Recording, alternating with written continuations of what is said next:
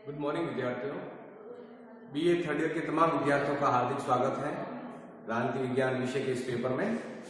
Paper का नाम है अंतर्राष्ट्रीय राजनीति। इससे पहले जो कॉन्सेप्ट मैंने आपको पढ़ाया था वो पढ़ाया था अंतर्राष्ट्रीय राजनीति का पहला जो उपागम है वो है आदर्शवादी उपागम। आदर्शवादी राजनीति विज्ञान में वे व्यक्ति हैं जो शांति की कल्पना करते हैं और युद्ध को जो है अंतर्राष्ट्रीय राजनीति में क्षणिक मानते हैं कि युद्ध जो है अंतर्राष्ट्रीय राजनीति की स्थायी प्रवृत्ति नहीं है, स्थायी प्रवृत्ति जो है शांति है।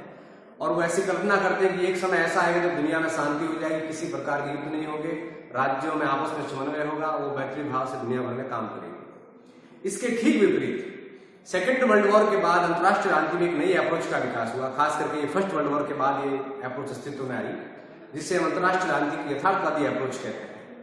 ये वे लोग हैं जो शक्ति को राजनीति का आधार मानते हैं।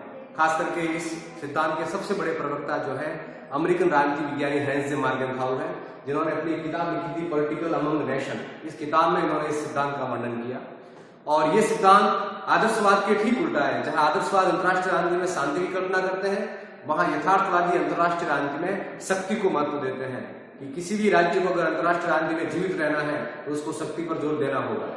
आप ये मानिए कि 15वीं शताब्दी के आसपास जैसे विचार मैकियावेली ने दिए थे, ऐसे ही विचार अंतर्राष्ट्रीय राजनीति में हैंस जे मार्गेनथाउ और जो उसके सहयोगी हैं उनके हैं। खास करके उस समय के जो जर्मन समाजशास्त्री मैक्स वेबर है, E.H. कार है, ये तमाम लोग ये मानते हैं कि आदर्शवादी जो कल्पना कर रहे हैं ऐसा दुनिया में हो नहीं सकता।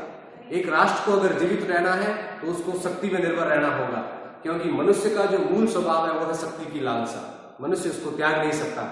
उसी प्रकार अंतर्राष्ट्रीय राजनीति की जो मूल इकाई है राज्य, जो इसमें गेम प्ले करते हैं, वे शक्ति के बिना जीवित नहीं रह सकते। और एक देश के राजनयिक को जो है शक्ति पर जोर देना होगा अंतर्राष्ट्रीय संबंधों में। सबसे पहले हम ये पढ़ते हैं कि इस सिद्धांत के पैरोकार कौन कौन है, किन किन लोगों ने ये सिद्धांत दिया है। इसके जो सबसे बड़े प्रवक्ता है वो है हैंस जे मार्गेनथाउ। आप याद रखिए, हैंस जे मार्गेनथाउ अमेरिकी राजनीति विज्ञान विभाग के विभागाध्यक्ष से अंतर्राष्ट्रीय विषयों के जानकार थे और ऐसा कहते हैं कि राजस्थान यूनिवर्सिटी का जो पॉलिटिकल डिपार्टमेंट है वहां ये आ चुके हैं और ये यथार्थवाद के सबसे बड़े प्रवक्ता थे।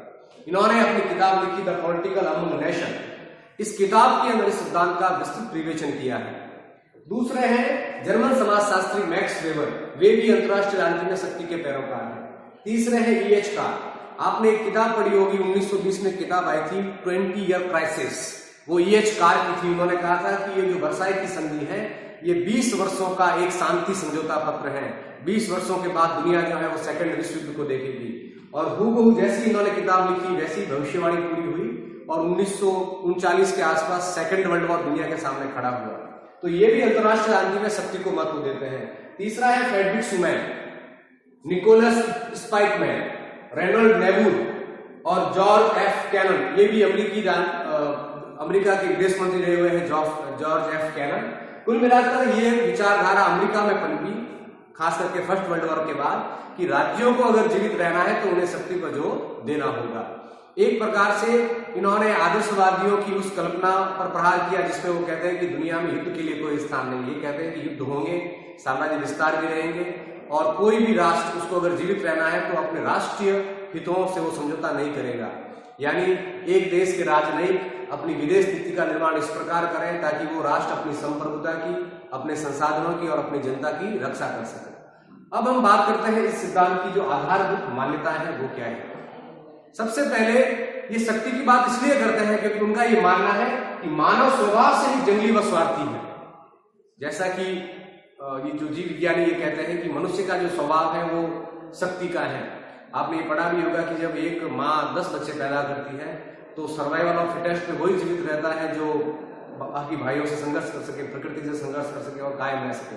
जिस प्रकार का मानव का स्वभाव है वैसा ही राज्यों का स्वभाव है। जिस प्रकार मनुष्य स्वार्थी है वैसे राज्य भी स्वार्थी है, क्योंकि उन्हें अपने अस्तित्व के लिए जीना है। तो चूंकि अंतर्राष्ट्रीय राजनीति की मूल जड़ भी मानव प्रकृति में है, चूंकि मानव स्वार्थी व जंगली है, इसलिए अंतर्राष्ट्रीय राजनीति का स्वरूप भी वैसा ही है। दूसरा वो कहते हैं कि शक्ति की लालसा मानव की मूल प्रवृत्ति है। मैं आप कोई भी व्यक्ति जो इस धरती पे जी रहा है वो किस लिए जी रहा है?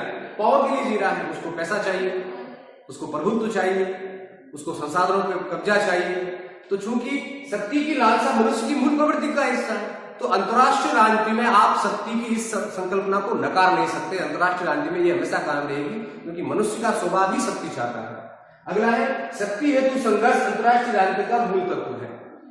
शक्ति हेतु संघर्ष हर राज्य करता है अंतरराष्ट्रीय राजनीति में और ये इसका मूल तत्व है। बिना इसके कोई भी राज्य अपने संसाधनों की, अपनी जनसंख्या की और अपने भूभाग की रक्षा नहीं कर सकता।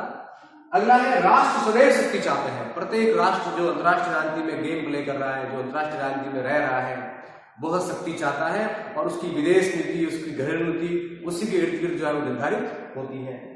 आत्म परीक्षण का नियम सभी राज्यों पे लागू होता है। तमाम राज्य जो है वो अपना आत्म परीक्षण करें, किस प्रकार वो अपनी शक्ति को बनाए रख सकते हैं, किस प्रकार पड़ोसी के मुकाबले में वो अपने आप को बेहतर बनाए रख सकते हैं, किस प्रकार वो अपनी संप्रभुता की, अपने राष्ट्रीय मूल्यों की, अपने सांस्कृतिक मूल्यों की, अपने लोकतांत्रिक मूल्यों की रक्षा करें। उसको परीक्षण करना होगा समय समय के साथ और इस पर उसको ध्यान भी देना होगा।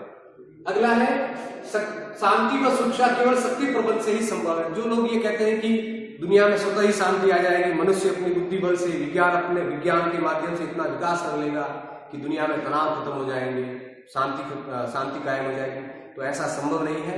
विशुद्ध रूप से शांति का प्रबंध तभी होगा जब शक्ति होगी। आपने ये पढ़ा भी होगा कि आणविक दौर में विश्व में अधिक शांति रही क्योंकि सभी को एक दूसरे के खत्म होने का भय था कि अगर हमारे पास परमाणु बम है तो मेरे पड़ोसी के पास भी है। तो कहते हैं कि आणविक शक्ति संतुलन ने दुनिया में तनाव को रोका।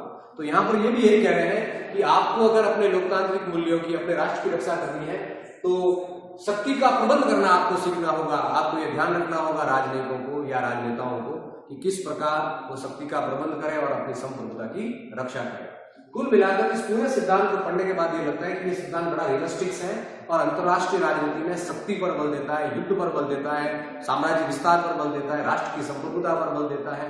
और जो मुगालते में जो लोग जी रहे हैं कि दुनिया में शांति कायम हो जाएगी, तनाव खत्म हो जाएंगे, जो बातें ऐसी लोग कर रहे हैं उन पर इनकी कोई आस्था नहीं है। इसलिए इसे अंतरराष्ट्रीय राजनीति का यथार्थवादी सिद्धांत कहा जाता है।